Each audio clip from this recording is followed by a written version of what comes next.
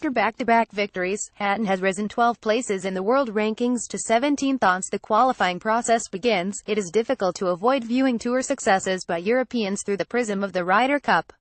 This is especially so in a week that brings together the captains of Europe and the United States to mark the countdown to the next contest at Le Golf National near Paris in September 2018. Furthermore, the name of Tyrrell Hatton must now be heavily penciled in to European skipper Thomas Bjorn's prospective team. The Englishman's irresistible form leaves him destined to be among the side looking to regain the trophy in France, where he would be making his debut.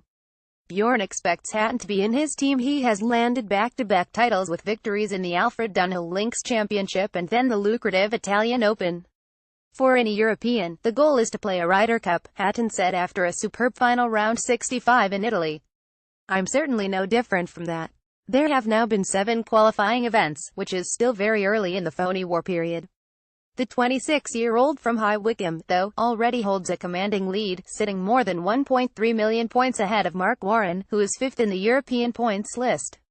The top 4 in that category qualify automatically, while Hatton is also well clear at the top of the world points list, from which the next 5 players for Bjorn's team will be taken. Bjorn will be thrilled. Europeans are dominating on their home tour, with all but one of the counting events so far being won by players eligible for the Danes lineup.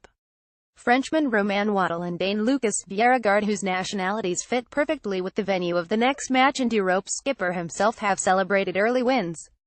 Neither would be among the favourites to last the qualifying course, but at this stage Bjorn will not be complaining. Other victors such as Matthew Fitzpatrick and Paul Dunne, like Hatton, are genuine contenders for the team. Paul Dunne held off Rory McIlroy in October to win the British Masters, his first European Tour title. It provides Europe's skipper with a strong early narrative as he meets his American counterpart Jim Furyk in Paris this week. The not-quite-year-to-go gathering is little more than a publicity drive, but every little helps when you are trying to create a positive outlook. For instance, in the build-up to the 2008 match at Valhalla, there were several awkward news conferences involving Europe's captain Sir Nick Faldo.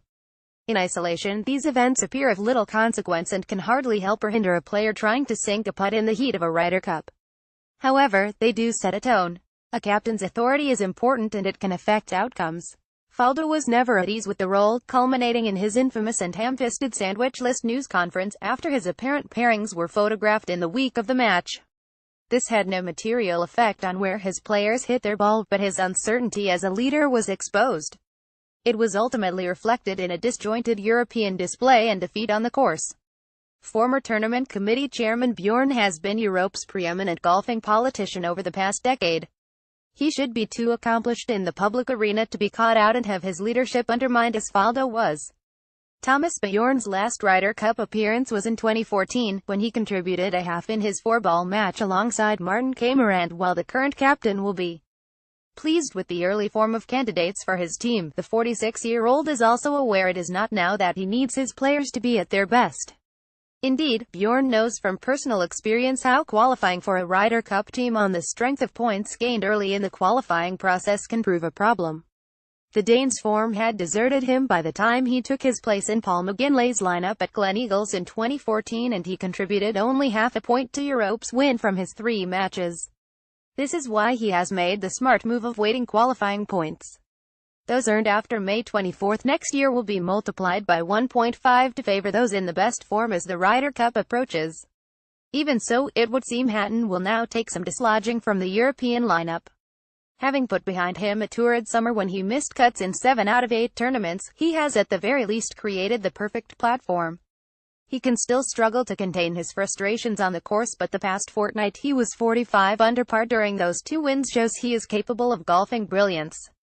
"I'm a passionate person and I just try my best to win a golf tournament," he says of his sometimes questionable on-course demeanor. "You know, occasionally that spills over, and I'm human. I'm going to make mistakes from time to time." Hatton has made very few of those in the past couple of weeks. It is why he will spend the next 10 months or so being asked about the prospect of making his debut in golf's biggest event. That process alone will test his temperament. But he is showing his golf is plenty good enough to come through it. Hatton's last 144 holes have yielded 52 birdies and only 7 bogeys. With that kind of firepower and consistency, any captain would surely be more than happy to have him on board.